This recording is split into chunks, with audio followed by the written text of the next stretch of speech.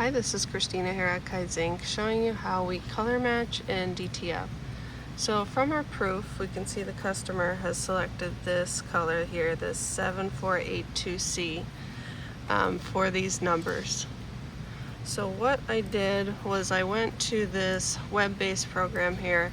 You simply put that number into this search bar and it will show you all the codes associated with that specific color. So I copied this hex code and then I went into Graphic Creator.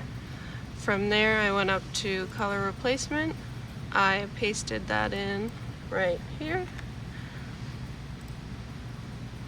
And if you just click on the number 25, it will update with that specific number. Now you can also get this information from our color book. If you don't happen to have that handy, I did pin this up here on the taskbar.